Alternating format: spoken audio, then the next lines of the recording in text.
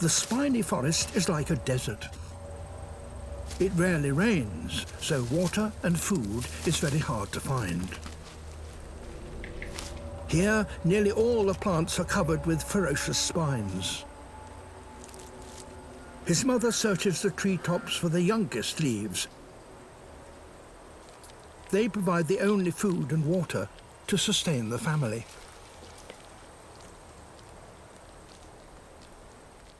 At 3 months old, the youngster is starting to explore.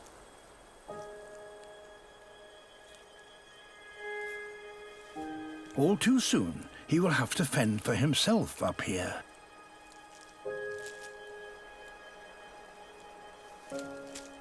But it's altogether easier to stay on Mother's back.